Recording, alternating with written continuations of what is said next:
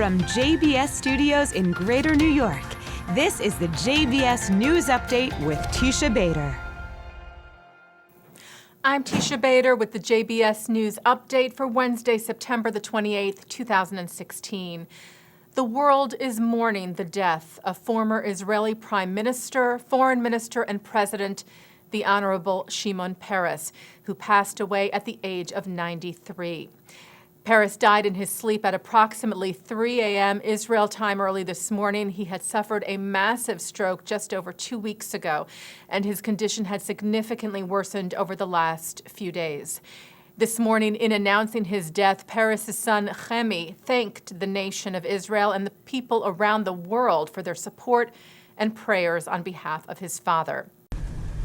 Today, with deep sorrow, we bid farewell to our beloved father, the 9th President of Israel, Shimon Peres. He was one of the founding fathers of the State of Israel and served our people before we even had a country of our own.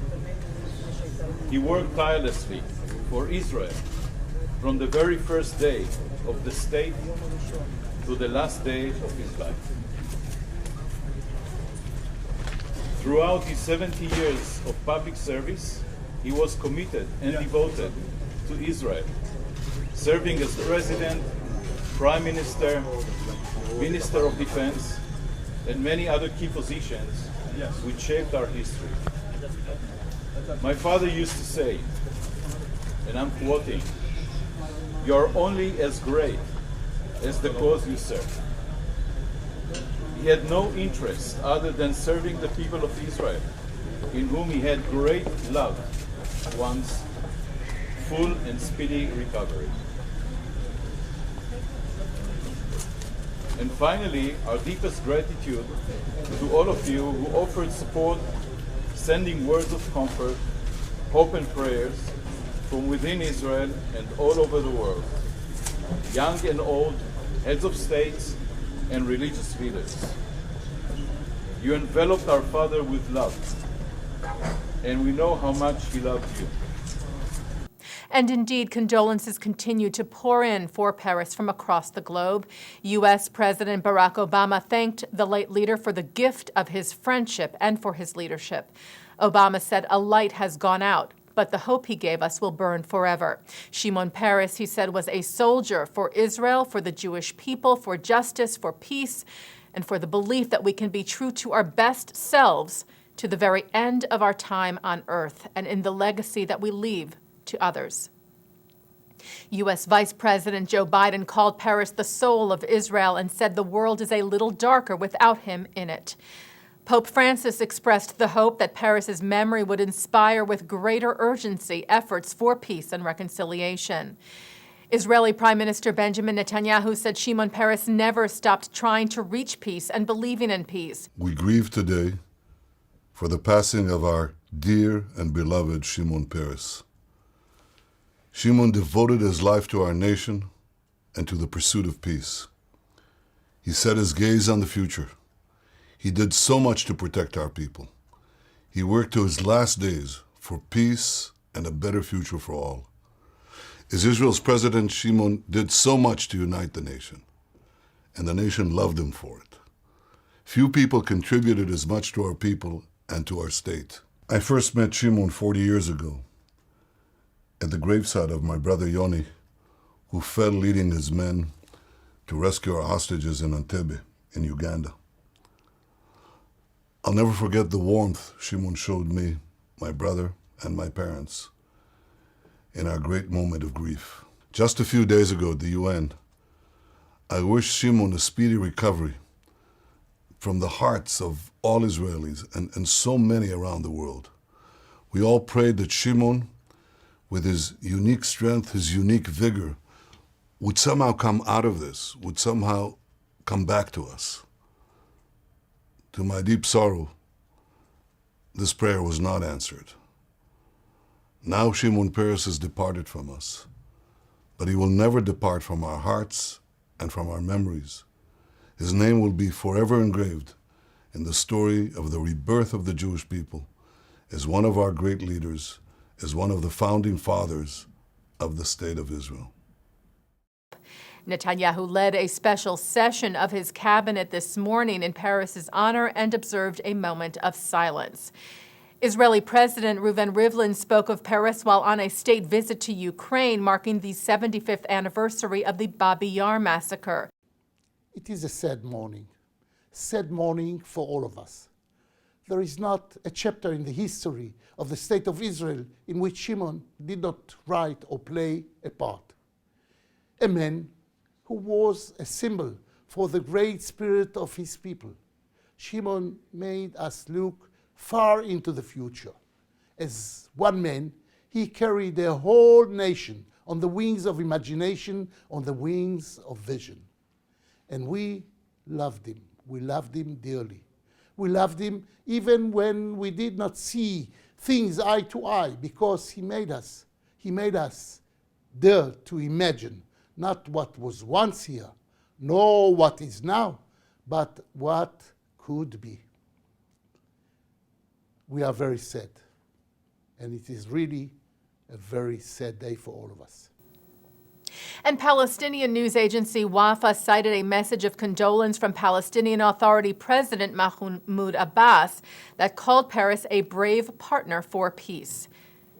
Dignitaries from across the globe will attend Peres's funeral on Friday. He will be laid to rest on Mount Herzl next to former Israeli Prime Minister Yitzhak Rabin. Those who have officially announced their attendance at Peres's funeral Friday include U.S. President Obama, Secretary of State John Kerry, former President Bill Clinton, Britain's Prince Charles, German President Joachim Gauck, French President François Hollande, Canadian Prime Minister Justin Trudeau, and Australian Prime Minister Malcolm Turnbull, among many others.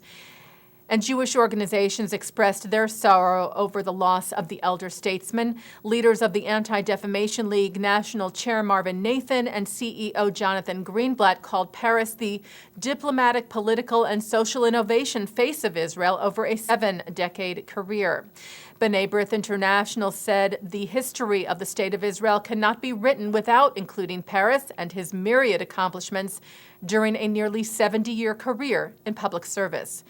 AIPAC called Peres an indefatigable advocate for justice and human progress and said his legacy will live on through the many good deeds he accomplished, the countless lives he enriched, and the commitment to the Jewish state he inspired in so many. President of the Union for Reform Judaism, Rabbi Rick Jacobs, called Peres a tough-minded lover of peace. He said, "We have truly lost a giant, but we have not lost the resolve to continue to dream and to continue to strive for an Israel that lives side by side with its neighbors in peace and with justice." The Orthodox Union called Peres a beacon of light in times of darkness for our people. World Jewish Congress President Ronald Lauder spoke of Peres at a press conference in Ukraine, where he is also attending events for the Babi Yar massacre anniversary. Lauder said today Israel has lost one of its founding fathers. In many ways, he said Shimon Peres was the moral compass of Israel. He believed very strongly in the state of Israel and what it symbolized. Lauder said he did not see his dream of a two-state solution come to fruition, but he did see his dream of a strong Israel, a place where Jews all around the world call their home.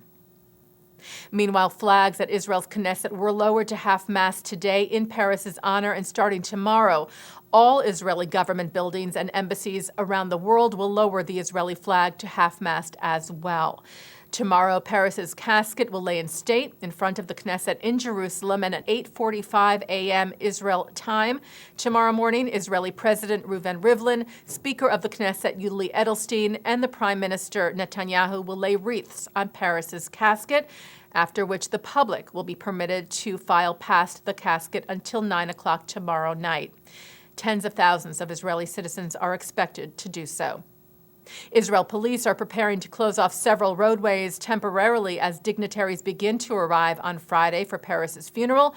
Special arrangements and preparations are also being made at Ben Gurion Airport for the some 60 private planes expected to land there, including Air Force One. On Friday at 8:30 a.m. Israel time, Peres's casket will leave the Knesset for Mount Herzl. At 9:30, there will be a farewell ceremony. The state funeral will begin at noon and is expected to last an hour. Large screens will display the ceremony for the public who come to mourn at Mount Herzl in Jerusalem.